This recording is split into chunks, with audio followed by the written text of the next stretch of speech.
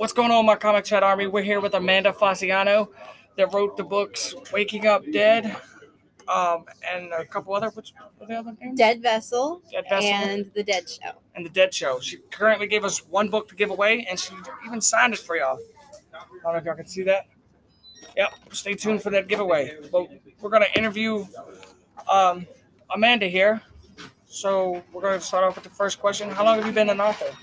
I've been writing since I was in my teens, probably even earlier than that, and I published my first book, which is Waking Up Dead. I published that in 2016. Oh, nice. All right. What has been your inspiration in writing your books? I have a great love of the paranormal, and so that has definitely spurred me on towards writing in that venue. But I've just always had an imagination and stories that I feel like I need to tell, whether they're based in ghosts or high fantasy or urban fantasy. I tend to write in all of those genres. Okay. What kind of advice could you give to any new and inspiring our authors? I can't even speak. That's fine. The biggest advice I would give is patience. Because if you're going the traditional route, you're going to get a lot of rejections before you hit anything near an acceptance. Even J.K. Rowling, Stephen King, they all got rejected hundreds of times before they got that one. And then it was a while before they got to where they are now, the household name. If you are an indie author, the best advice I can give you is study marketing before you hit publish. All right. Yeah. Well,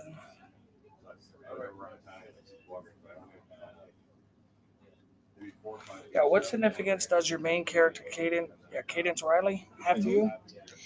Cadence is, I know a lot of people think that the main character in a book is the author or kind of a culmination of the wish of what the author could be. She is a little bit, but not that much. She is just this character that came to me in a dream, and I kind of fell in love with her because of her strength and also for her flaws. She's hot-headed. She leaps before she thinks, and that is very much not me. But she is the pin of this whole series. So because she thinks outside the box and often leaps before she looks, she's the one who can actually foil the plans of the person who's doing all of this. Is she in all 3 books? She is the main character in the entire series. Okay. All right. And you said there was a 4th one coming out, right? Yes, there is a 4th one. I'm about 15,000 words into it. So I'm hoping to have it out next summer. All right. Yeah, I'm looking forward to that one too. Thank you. When did you first realize you wanted to be a writer? When I was a kid.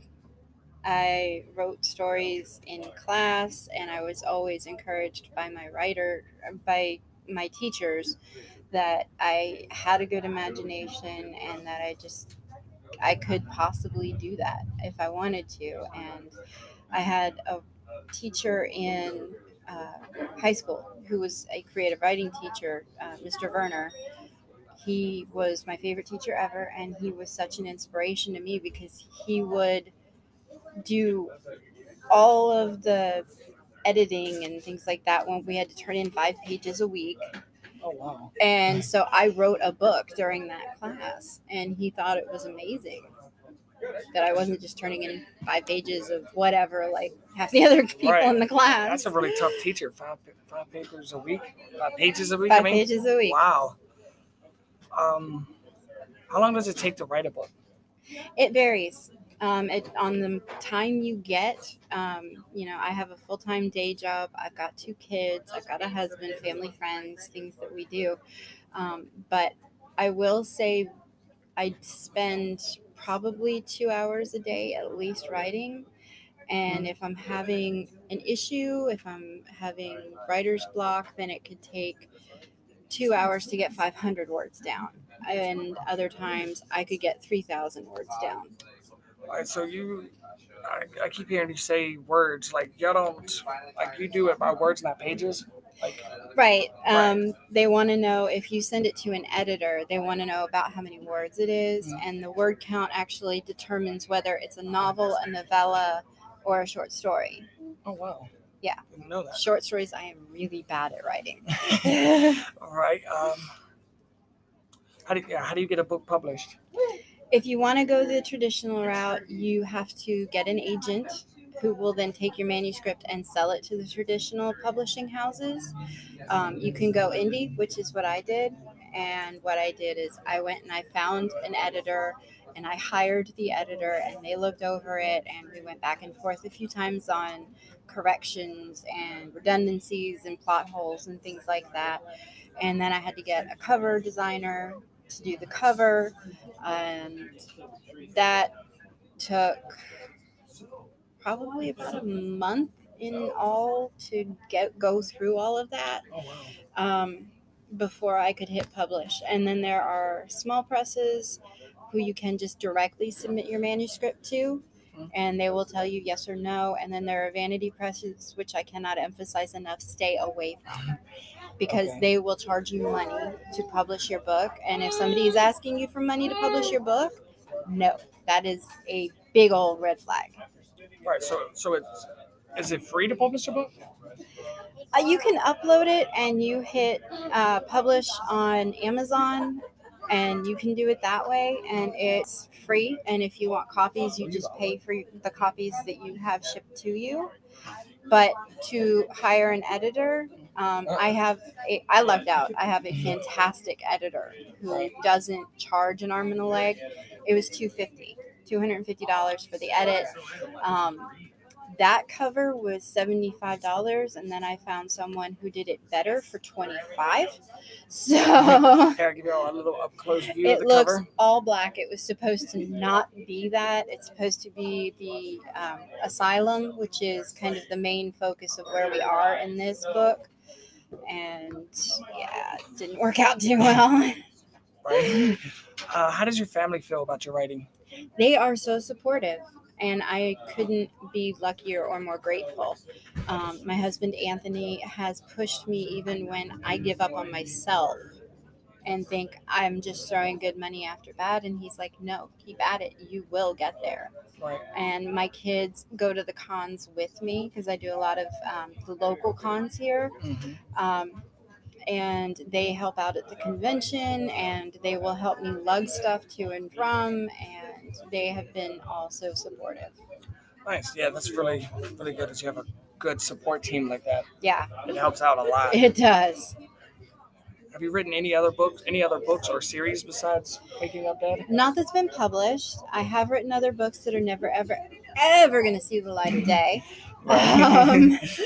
And I am working on a straight horror novel. I am working on a straight urban fantasy novel. I am actually working on a short story, even though I just said I'm very bad at them, to be included in an anthology about cabin fever. And it's kind of a horror anthology. And I actually have started the background and world planning for a high fantasy novel as well. Oh, nice. All right. No, I don't think I've ever read a high fantasy.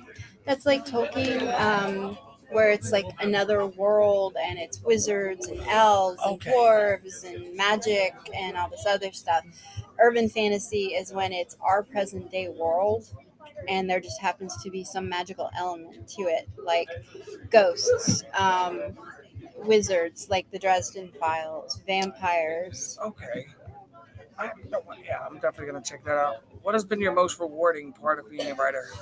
Meeting everybody. Doing things like this is so much fun, and it is so surreal to me. But just getting my story out there and having people say they've enjoyed it. Somebody has talked to me about wanting to cosplay Cadence. Oh, wow. Yeah. That's big. I was so floored and gobsmacked by that, I mean, meeting people who have read the book and the first book and are coming back to get 2 or 3 and are asking me about 4. The fact that I could be somebody's favorite author, and a couple of people have said that to me, and it makes me take a step back and go, really? This is my life? Yeah, So that's really inspirational that someone said that. Yeah, you said number 12 was a repeat. yeah, because what I wanted to be as a kid is, I'm trying to think. a What? writer. Do you have any writing horror stories, like or business horror stories? Well, the first cover was kind of one. Right. Because it was just $75 and I had no other input other than what I wanted, and she just sent me the file and I was like, this isn't what I wanted, and she's like, okay, well, another $75 and I can try to fix it. And I was like, yeah, I don't have that. I work a day job. I work like everybody else, paycheck to paycheck. Yeah. So the money for marketing, the money for paying another $75 for a cover when I got somebody off of Fiverr for $25 who does a much better job. Shout out to Rebecca Covers. But yeah, that's really just you have to be careful. All right. Yeah, that's crazy that she charged you Yeah. $75, and I'm gonna actually upload a picture of the cover so y'all can see it. But it's just a blank cover with just words on it. Yeah, it's pretty bad.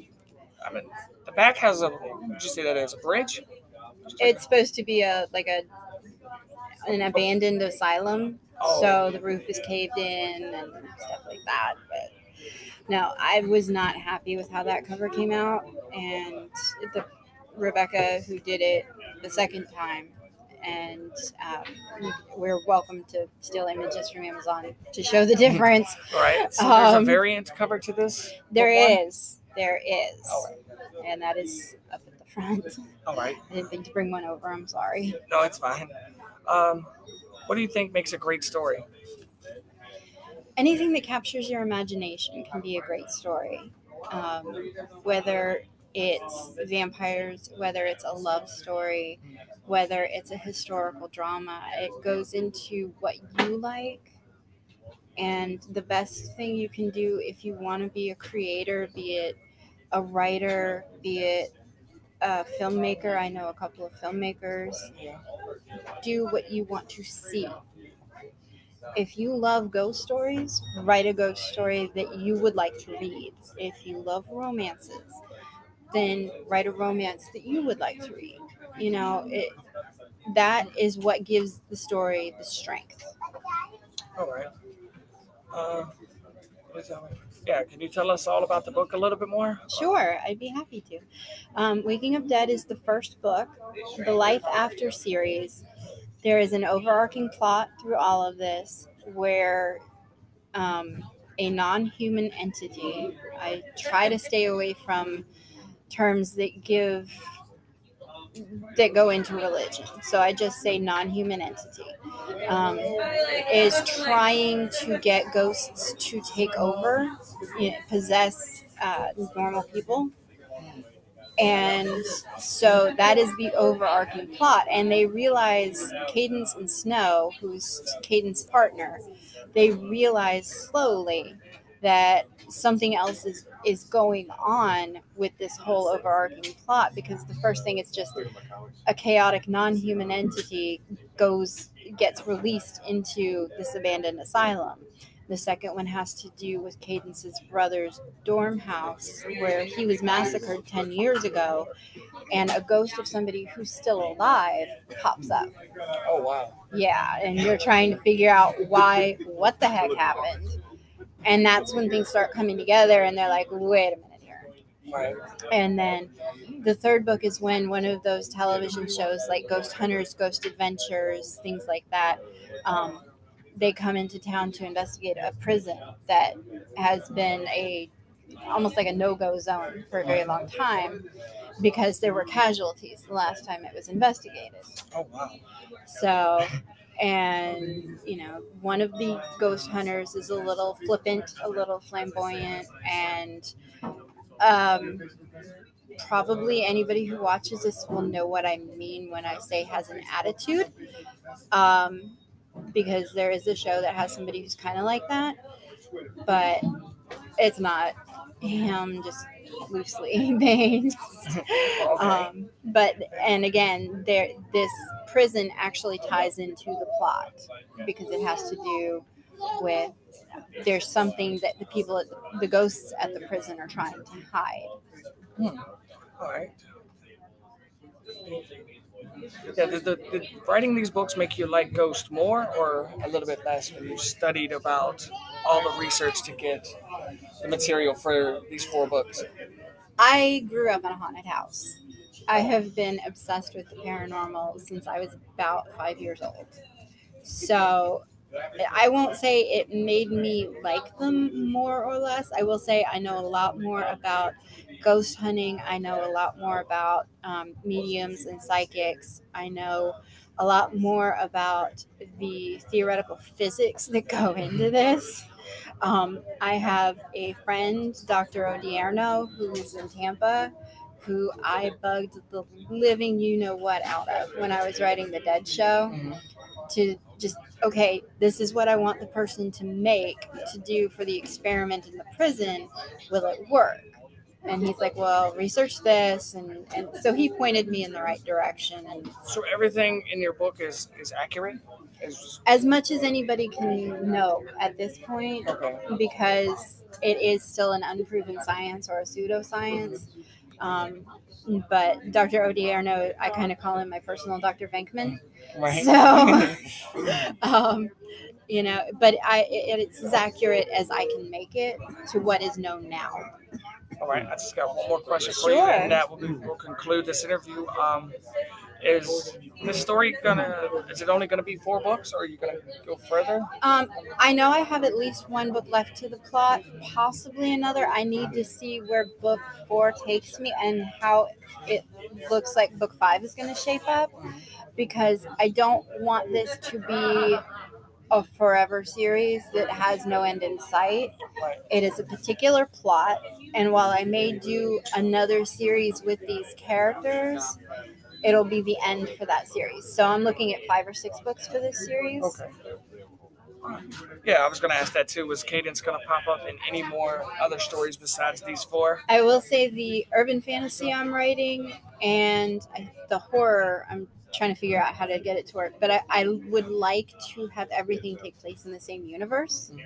So, you know, the way things work for gods in Waking Up Dead is the same way you're going to find in my Muse story.